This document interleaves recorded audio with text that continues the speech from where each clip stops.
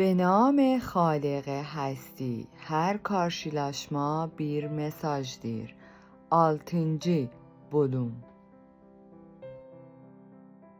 Öncelikle bu kitap için yazarımız Hakan Mengöç çok teşekkür ediyorum.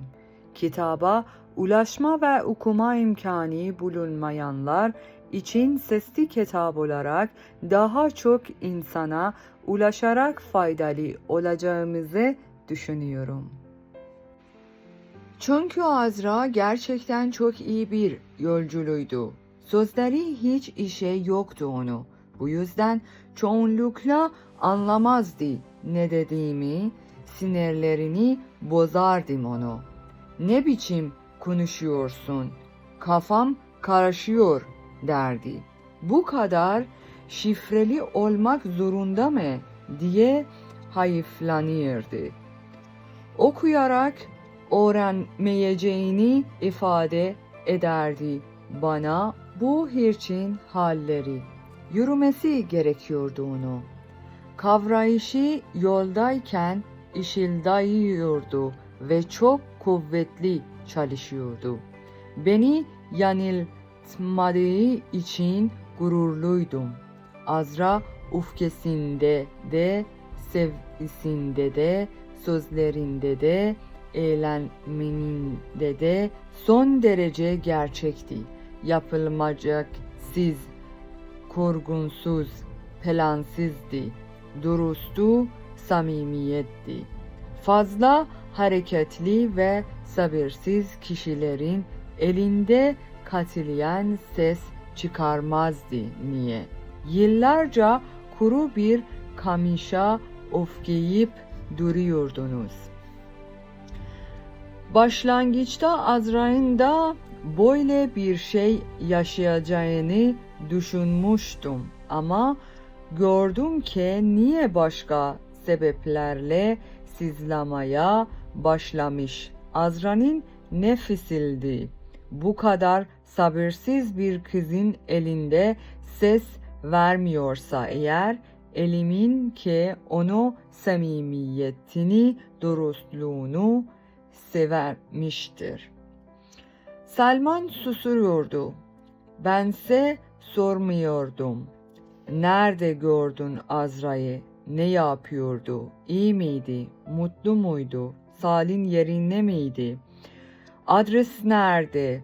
Telefon var mı sende? Diye sormak geçiyordu içimde. Ama Azra'ya yazamayacağım ve onu katiyen aramayacağım için sormuyordum. Ne de olsa bizim yolculuğumuz bitmişti artık. Aynı yolu bir kez daha yürümek mümkün değildi. İkimiz de uzun zaman önce o hac yolculuğunu yaşamış olan gençler değildik. Bu karşılaşmanın bir zorlama olacağını bildiğimden yaşadıklarımıza ve birbirimizden öğrendiklerimize örseleyeceğini düşündüğümden ağzımı bile açmadım. Salman da öyle. Yemeğimizi yedik, sohbet ettik. Yakın zamanda yeniden bir araya gelmeyi diledik. Bunun için plan yaptık ve vedalaşmak üzere ayağa kalktık. Zaten 2 haftadır ustanın yokluğunu omuzlarından kederleri bir ağırlık olarak taşıyordum. Şimdi Azra'nın da hasret dolu emgesi gelip yerlemişti içime. Salman'ın eline sıkıp geçerdim kapıya kadar. Çevrelerinin bekliyorum Salman dedim. Yeni yazacağımı kitabı da Farsçaya senin tercüme etmeni çok isterim. Buna vakit ayırabilirsen çok memnun edersin beni. Onur duyarım dedi Selman. Azra da kitap yazıyor Hakan hocam. Konusunu bilmiyorum. Zaten 2-3 kere karşılaştık okulda. 3 yıldır Tahran Üniversitesi'nde dışarıdan gelen öğrencilerden biriydi kendisi. Geri dönen bir aşığın romanı yazıyormuş ve o kadarını söyledi.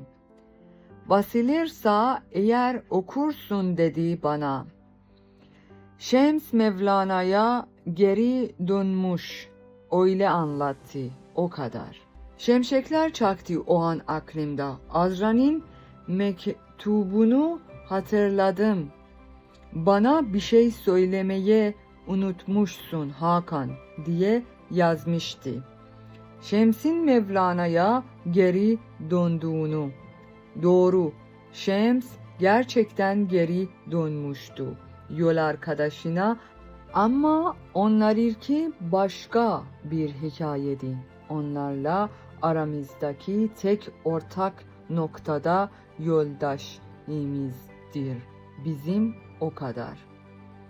İyilik bir rüzgar dolaştı içimde. Okulda karşılaşlardan söz etmişti Selman.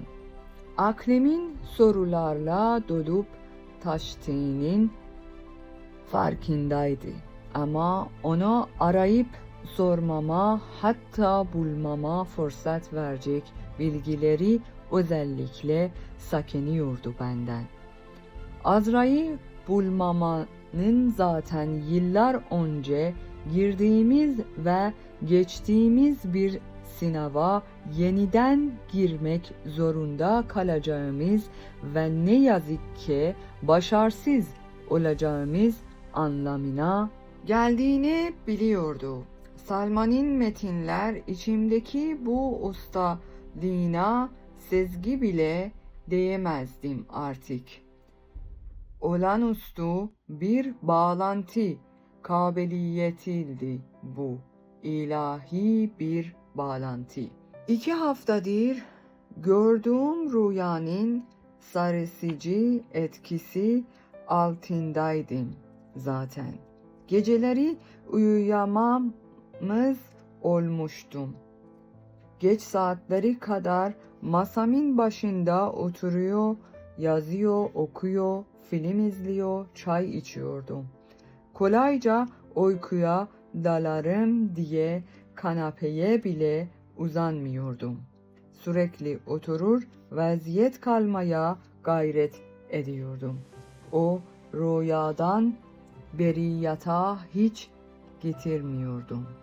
Birkaç saatlik derin uykulara dalıp çıkıyor, kendimi çoğunlukla çalışma masamın başında ya da okuma koltuğunda her yerim tutulmuş hale buluyordum. Ustala görüşüp konuşmadan yatağa uzanıp yeni rüyalar görmeyi hiç hazır hissetmiyordum kendimi. O da ne talihsizliktir ki 2 haftadır yoktu evde. Azerbaycan'a bir sohbet için gittiğini söyledi öğrencileri. Döner dönmez haber edecekleri bana, ama ne arayan vardı ne soran. Allah'a emanet ol Selman dedim. Kapıya kadar çıktım. Diğer misafirlerimi de tek tek kucaklayarak uyarladım. Aşağıda bekleyen özel araçlarına. Ekibim havalimanında da yalnız bırakmayacaktı onlara. Uçağa binmeme kadar eşlik edecekti. Peşlerinden ben de çıktım hemen. Bir an evvel eve gitmek, günlerdir aldığımız kayıtları deşifre edip yazıya dökmek istiyordum. İşim çoktu. Yol boyunca Azra'yı düşündüm. Aklımdan kovmaya çalıştıysam da başaramadım. İnsan unutmak istediği şey daha çok hatırlıyordu istemezcesi. En iyisi unutmak için çabalama hatırlamamaktı. Her ne hatırlayacaksam hatırlayayım da bitsin bu işe diye geçerdim içimden. Çatkape ofise geldiğin günü hatırladım mesela. Nasıl da ısrarcı ve inatçıydı. O yolcuğa beni de götüreceksin diye diyordu. Bana evet deyince kadar gitmiyorum buradan.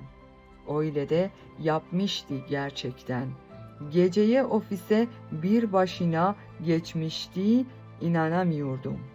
Sabah onu terk edilmiş minik bir kedi yavrusu gibi bulunmuştum. Bir sonraki bölümde Azra'nın ofiste başına ne geldiği dinliyoruz. Ve sonunda dinlediğin sesli kitap çok teşekkür ediyorum. Beğendiyse arkadaşlarıyla paylaş ve beni mutlu et. Size seviyor Metatron.